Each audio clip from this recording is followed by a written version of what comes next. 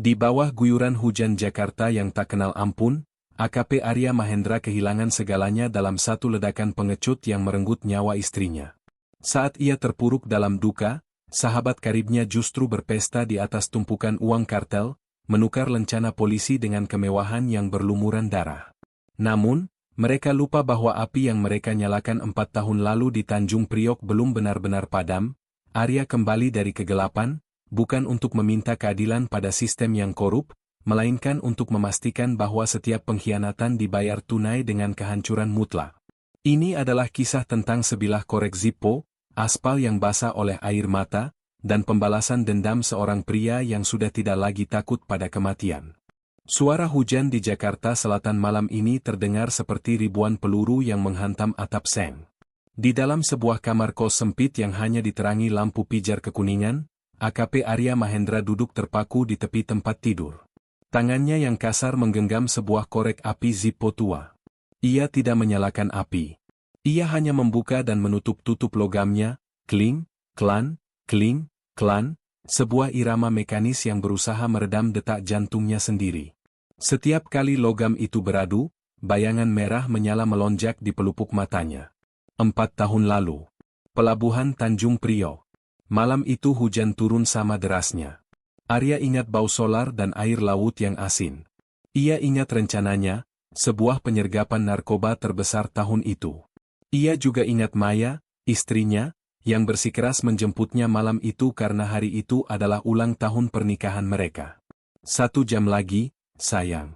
Aku selesai 1 jam lagi, bisik Arya di telepon saat itu. Namun, penggerebekan itu adalah jebakan. Seseorang telah membocorkan posisi timnya. Saat Arya merangsek maju ke arah gudang, sebuah ledakan memekakkan telinga merobek kesunyian pelabuhan. Bukan gudang yang hancur, melainkan mobil sedan perak yang terparkir di zona aman, mobil Maya. Arya masih bisa merasakan hawa panas dari api yang melahap kendaraan itu.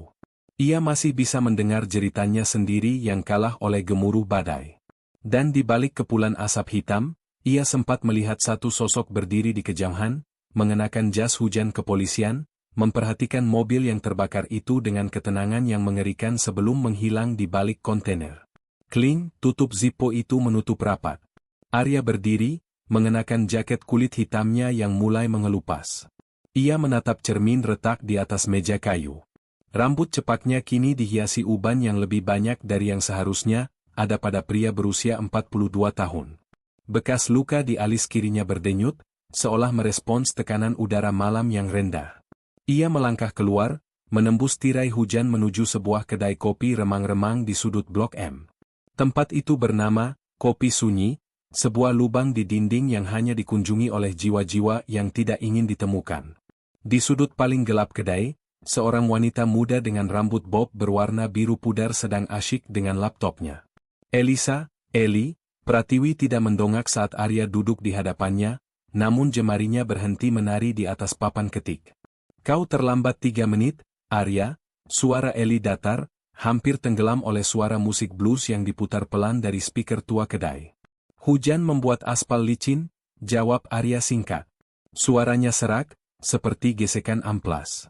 Eli menggeser sebuah flash disk kecil di atas meja yang basah. Aku masuk ke server yayasan, Bakti Bayangkara.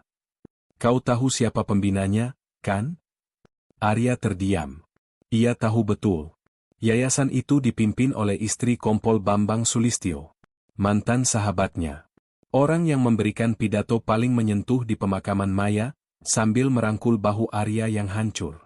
Lihat folder, donasi internasional, lanjut Eli, suaranya kini berbisik tajam. Ada aliran dana masuk setiap bulan dari perusahaan cangkang di Panama. Nilainya fantastis. Dan anehnya, setiap kali dana itu masuk, 3 hari kemudian ada kapal kargo milik kartel Naga Hitam yang bersandar di Priok tanpa pemeriksaan. Arya mengambil flash disk itu. Rahangnya mengeras hingga tulang pipinya menonjol tajam. Bambang tidak hanya menjual informasi malam itu. Dia menjual jalur distribusi. Dia tidak cuma menjual jalur, Arya. Eli menatap mata Arya dengan tatapan waspada di balik kacamata tebalnya. Dia menjual nyawa istrimu agar kartel itu tetap percaya padanya. Maya ada di sana bukan karena kebetulan. Seseorang meneleponnya, memberitahu bahwa kau terluka dan butuh dijemput di zona itu. Cangkir kopi di tangan Arya bergetar. Sebuah retakan halus muncul di pinggiran keramiknya akibat tekanan genggamannya. Siapa? Log panggilan dari ponsel mendiang istrimu yang dihapus secara paksa. Aku berhasil memulihkannya sedikit. Eli menelan ludah. Panggilan terakhir berasal dari telepon satelit yang terdaftar atas nama kantor pribadi Bambang. Dunia seolah berhenti berputar bagi Arya. Pengkhianatan itu bukan lagi sekadar kecurigaan, itu adalah fakta yang dingin dan berdarah. Bambang Sulistyo, pria yang kini fotonya terpampang di baliho besar sebagai polisi teladan tahun ini, adalah algojo yang menggiring Maya ke lubang maut. Tiba-tiba, pintu kedai terbuka keras. Dua pria berjaket bomber dengan potongan rambut serupa Arya masuk. Mata mereka menyapu ruangan dengan insting pemburu. Unit Bambang, bisik Eli, wajahnya yang pucat semakin memutih. Mereka melacak sinyal laptopku. Arya tidak panik. Ia berdiri perlahan, memasukkan flash disk ke saku celana kargonya. Ia menatap kedua pria itu melalui pantulan kaca jendela yang dibasahi hujan. Eli, lewat pintu dapur. Sekarang, perintah Arya tanpa menoleh. Tapi kau pergi. Saat Eli menghilang ke belakang, salah satu pria itu mulai merogoh sesuatu di balik pinggangnya. Arya menggenggam zippo di saku jaketnya, merasakan logam dingin itu memberikan kekuatan yang janggal. Malam pembalasan belum benar-benar dimulai, tapi darah pertama tampaknya akan segera tumpah di aspal basah ini. Arya melangkah maju, membiarkan dirinya terlihat sepenuhnya di bawah lampu neon oranye yang berkedip. Ia memberikan senyum sinis yang belum pernah ia tunjukkan selama 4 tahun terakhir. Bilang pada Bambang, gumam Arya saat pria itu berada dalam jarak serang, Zippo ini masih punya sisa api untuk membakar rumahnya. Suara gesekan bot taktis di atas lantai kayu kedai yang lembab memecah keheningan yang mencekam. Salah satu dari pria berjaket bomber itu mengeluarkan sebuah tongkat pemukul besi teleskopik. Serak, bunyi logam yang memanjang itu terdengar seperti vonis mati. AKP Arya Mahendra, pria dengan bekas jahitan di dagunya itu menyeringai, "Kompol Bambang bilang kau sudah membusuk di dasar laut Prio. Ternyata kau lebih mirip kecoa yang sulit mati." Arya tidak menjawab. Ia justru menarik kursi kayu di dekatnya dengan gerakan santai, namun matanya tetap mengunci setiap pergerakan lawan. Di saat pria pertama mengayunkan tongkatnya ke arah kepala, Arya merunduk dengan presisi seorang veteran. Ia memutar tubuhnya, memanfaatkan momentum untuk menghantamkan siku keras-keras ke ulu hati lawan. Buk! Pria itu terhuyung, oksigennya terenggut paksa. Rekannya mencoba mencabut senjata api dari balik pinggang, namun Arya lebih cepat. Ia menyambar cangkir kopi panas yang tadi digenggamnya dan menyiramkannya tepat ke wajah lawan kedua. Pekikan kesakitan meledak. Arya tidak membuang waktu, ia melepaskan sebuah tendangan samping yang telah ke lutut pria itu hingga terdengar bunyi kerak yang memuakkan. Hanya dalam hitungan detik, dua orang, pasukan khusus, pilihan Bambang terkapar di lantai kedai yang kini bercampur tumpahan kopi dan darah. Arya membungkuk, mengambil telepon genggam milik pria pertama yang terjatuh.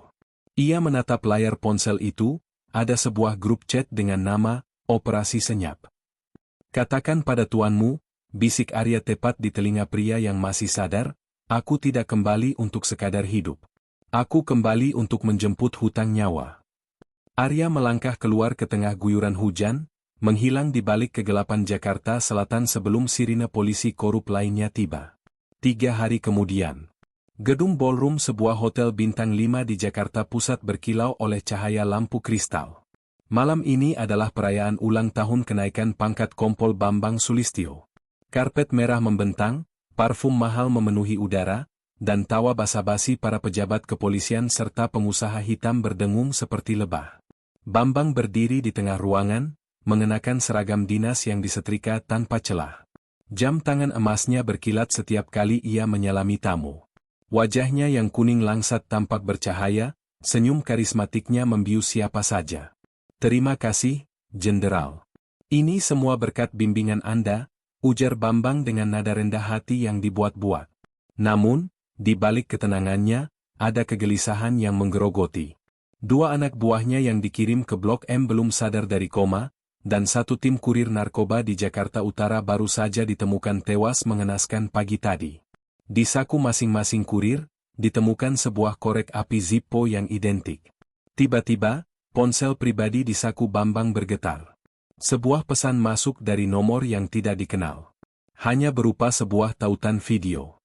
Bambang mengerutkan kening, melangkah sedikit menjauh dari kerumunan menuju balkon yang sepi. Ia menekan tautan itu. Layar ponselnya menampilkan sebuah rekaman CCTV hitam putih dari sebuah gudang tua. Di tengah ruangan, terlihat peti-peti kayu bertuliskan Yayasan Bakti Bayangkara yang terbuka, memperlihatkan tumpukan paket sabu di balik lapisan sembako. Kamera kemudian bergeser perlahan ke arah seorang pria yang berdiri di bayang-bayang. Pria itu menyalakan sebuah korek api Zippo. Cahaya apinya memperlihatkan wajah yang sangat dikenal Bambang. Wajah yang seharusnya sudah menjadi abu 4 tahun lalu. Selamat atas pangkat barumu, Bambang.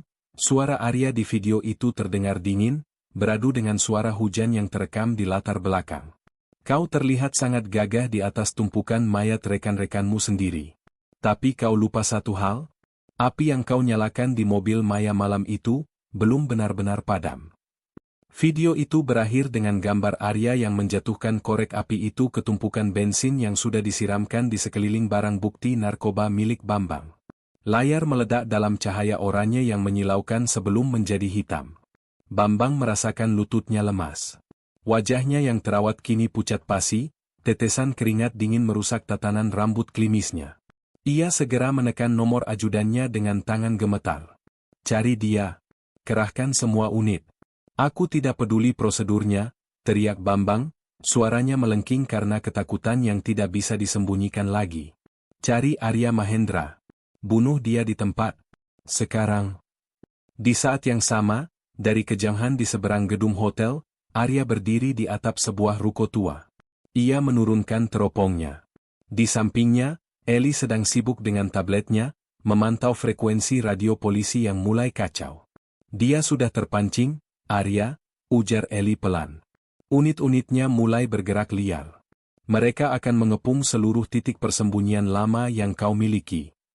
Arya menarik napas panjang, membiarkan udara malam yang lembab mengisi paru-parunya. Itu yang aku mau. Biar mereka sibuk mengejar bayang-bayang. Lalu apa langkah kita selanjutnya? Arya mengeluarkan sebuah peluru kaliber 9 mm dari sakunya, mengukir inisial, B, di selongsongnya menggunakan pisau kecil.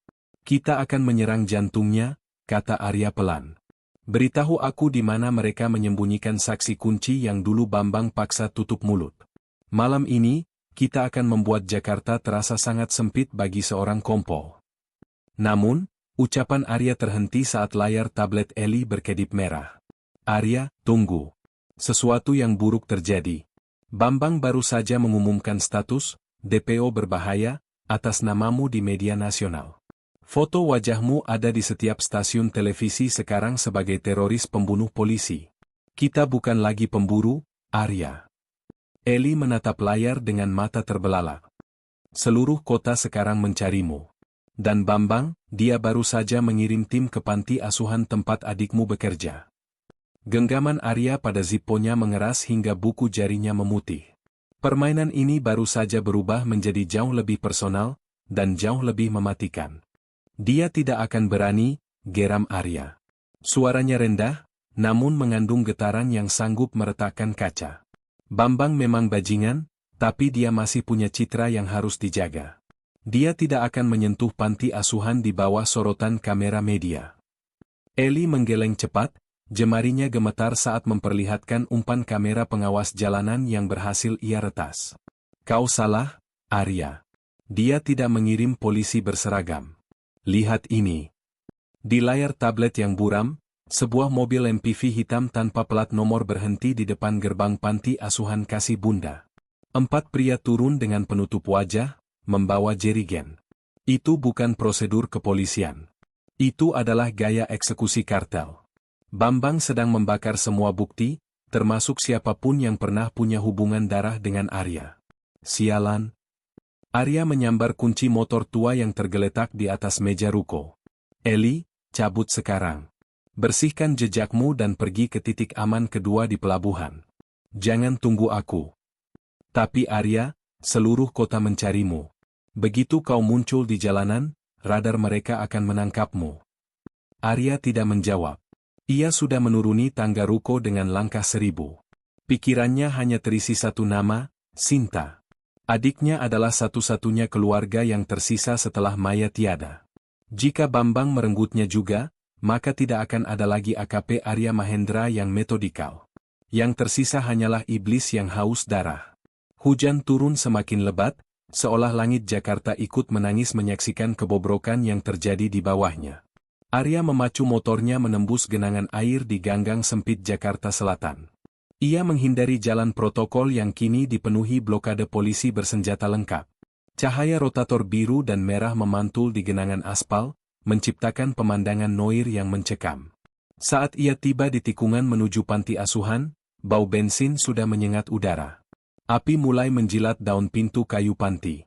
Sinta, teriak Arya sembari melompat dari motor yang masih melaju.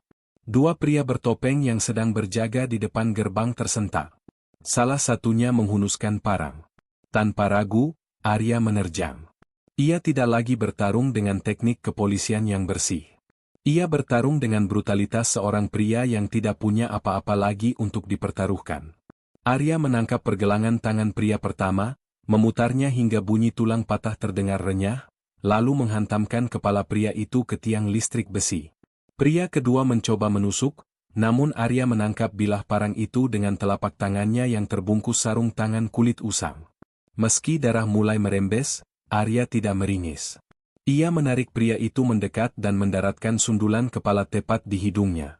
Brak, pintu panti terbuka. Sinta keluar dengan wajah ketakutan, mendekap dua anak yatim kecil di pelukannya. Mas Arya? Lari ke arah belakang, Sinta. Lewat jemuran. Ada mobil pick-up tua di sana, kuncinya ada di bawah kursi. Pergi ke alamat yang pernah kukasih dulu. Tapi mas? Lari. Saat Sinta menghilang di balik kegelapan gang, sebuah sorot lampu halogen yang sangat terang menghantam wajah Arya. Suara sirine meraung membelah hujan. Bukan satu, tapi 5 mobil polisi mengepung area itu. AKP Arya Mahendra. Letakkan senjata dan angkat tangan. Kau dikepung, teriak sebuah suara melalui megapon. Itu suara Bambang. Arya memicingkan mata. Di balik deretan mobil polisi, Kompol Bambang Sulistyo berdiri dengan payung hitam yang dipegangi ajudannya. Ia tampak tenang, hampir bosan, seolah sedang menonton pertunjukan teater. Lihat dirimu, Arya, suara Bambang terdengar sinis di sela deru hujan. Mantan perwira berprestasi, sekarang menyerang panti asuhan. Media akan menyukainya. Polisi psikopat membakar anak yatim. Judul yang bagus, bukan? Arya berdiri tegak di tengah jalan yang becek, darah dari telapak tangannya menetes ke genangan air, menciptakan pola merah yang memudar. Ia merogoh saku jaketnya. Tembak dia kalau dia bergerak, perintah Bambang. Selusin moncong senapan laras panjang dikokang secara bersamaan. Arya mengeluarkan zipponya. Ia tidak mengeluarkan senjata api. Ia hanya memantik api kecil itu di tengah badai. Kau pikir kau sudah menang, Bambang? Arya berteriak, suaranya menggelegar mengalahkan suara sirine. Kau pikir dengan memfitnahku, kau bisa menghapus rekaman di flashdisk itu? Bambang tertawa kecil, namun matanya memancarkan paranaya. Flashdisk itu akan musnah bersamamu malam ini. Eli sudah mengunggahnya ke server otomatis, dusta Arya dengan wajah sedingin es. Jika jantungku berhenti berdetak malam ini, seluruh data itu akan terkirim ke divisi Propam Mabes dan 5 kantor berita nasional secara otomatis. Kau ingin aku mati? Silakan. Tarik pelatuknya, dan besok pagi kau akan memakai baju oranye di samping kartel-kartelmu. Hening sejenak. Hanya suara hujan yang menghantam atap mobil. Bambang tampak ragu. Ketakutannya akan kehilangan status sosial mulai bekerja. Ia tidak bisa membiarkan Arya hidup, tapi ia juga tidak bisa membiarkan data itu keluar. Jangan dengarkan dia. Tembak kakinya, perintah Bambang kemudian, mencoba mencari jalan tengah. Dor! Sebuah peluru menembus paha kanan Arya. Ia jatuh berlutut di atas aspal yang dingin. Rasa sakitnya luar biasa, namun ia justru tertawa, tawa yang kering dan menyeramkan. Itu saja? Arya mendongak, wajahnya basah kuyup, bekas luka di alisnya tampak semakin merah.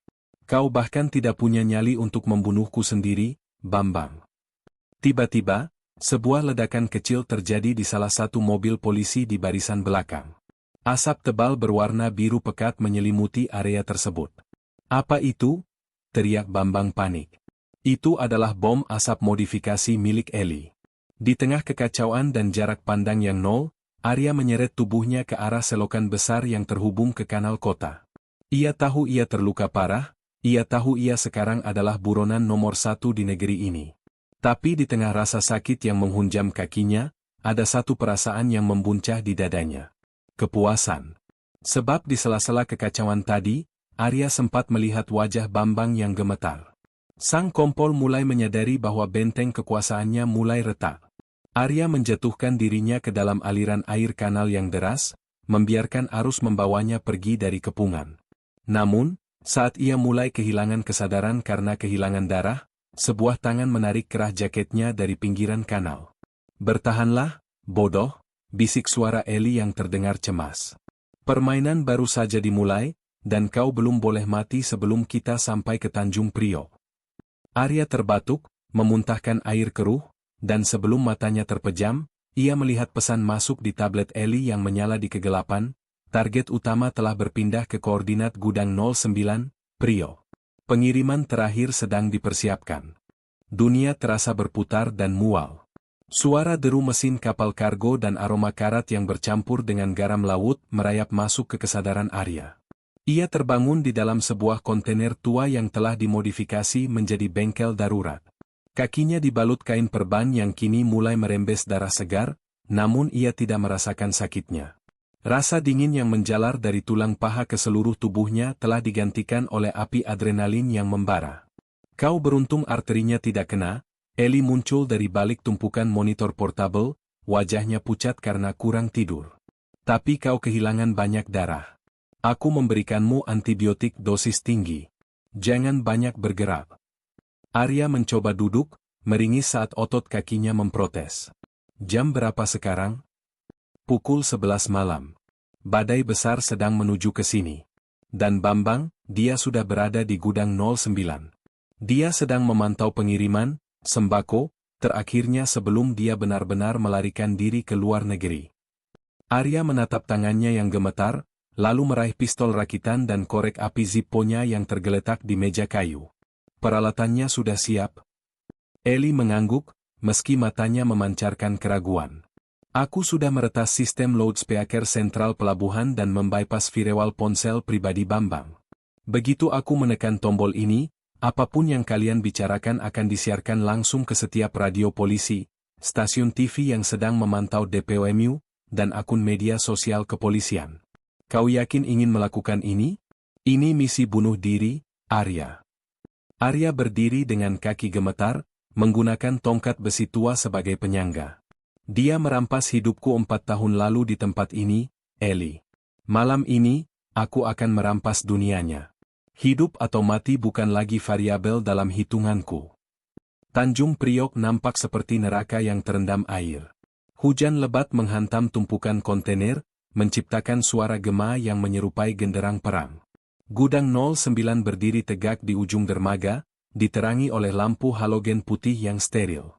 Kompol Bambang Sulistyo berdiri di dalam gudang, dikelilingi oleh belasan pengawal bersenjata lengkap. Ia tampak gelisah. Jam tangan emasnya terus ia lirik. Di hadapannya, beberapa peti kayu sedang dipindahkan ke dalam truk pendingin. Cepat! Kita harus pergi sebelum badai ini menutup jalur laut, teriak Bambang. Tiba-tiba, lampu gudang berkedip. Gelap, gelap, dan dalam sekejap, kegelapan total menyelimuti gudang besar itu. Siapa di sana? Bambang berteriak, merogoh Glock dari pinggangnya. Suara statis terdengar dari pengeras suara di langit-langit gudang, diikuti oleh suara pemantik api yang sangat dikenal. Klim. Kau masih menggunakan parfum yang sama, Bambang? Suara Arya menggema, bukan hanya di dalam gudang, tapi juga di seluruh area pelabuhan, memantul di antara kontainer-kontainer raksasa. Bau pengkhianatan itu sulit hilang, bahkan dengan uang miliaran. Arya, keluar kau, kecoa sialan. Bambang menembak membabi buta ke arah bayang-bayang. Kalian semua, cari dia. Jangan bergerak, Bambang. Seluruh Indonesia sedang mendengarmu sekarang. Suara Arya terdengar lebih tenang, hampir merdu dalam kedinginannya. Katakan padaku, berapa harga nyawa Maya malam itu? Apa kau merasa setimpal dengan pangkat kompol yang kau pakai sekarang? Dia hanyalah kerugian tambahan, teriak Bambang, egonya mulai meledak karena paranaya. Kau yang keras kepala. Kau yang tidak mau diajak kerjasama. Aku membangun kekaisaran ini untuk kita semua, tapi kau memilih menjadi pahlawan yang miskin. Maya mati karena kebodohanmu sendiri. Di luar, di dalam mobil vannya, Eli menekan tombol merah. Kena kau, bajingan, bisiknya. Rekaman pengakuan itu sudah meluncur ke server berita nasional secara real-time. Arya muncul dari balik tumpukan peti, kakinya diseret, wajahnya diterangi oleh kilat yang menyambar di luar gudang. Ia tidak menodongkan senjata. Ia hanya memegang zipponya yang menyala. Lihat ini, Bambang. Arya menunjukkan sebuah foto kecil yang tertempel di sisi zipponya, foto Maya yang sedang tersenyum. Dia mencintaimu seperti kakaknya sendiri. Dia yang membelikanmu jam tangan pertamamu saat kita lulus akademi. Dan kau menyebutnya, kerugian tambahan? Bambang tertawa histeris, menyadari bahwa ia telah terjebak. Persetan dengan itu semua. Aku hidup. Aku menang. Kau hanya sampah yang menunggu ajal. Bambang mengarahkan senjatanya ke kepala Arya. Namun, di saat yang sama, suara sirine dari puluhan mobil polisi yang tidak berada di bawah kendali Bambang mulai terdengar mendekat. Tim Propam Mabes Polri dan Brimob yang telah menerima siaran langsung Eli telah tiba. Turunkan senjatamu, Kompol Bambang, suara dari megafon luar menggelegar. Bambang membeku. Ia menoleh ke arah gerbang gudang yang mulai didobrak. Kehancurannya sudah di depan mata. Reputasinya, pangkatnya, kenyamanannya, semuanya hancur berkeping-keping dalam satu malam. Kau tidak akan membawaku hidup-hidup, Arya, desis Bambang, wajahnya penuh kebencian. Ia mengarahkan pistolnya kembali ke arah Arya, jarinya sudah menekan pelatuk. Arya tidak menghindar. Ia hanya menutup matanya, membayangkan wajah Maya untuk terakhir kalinya.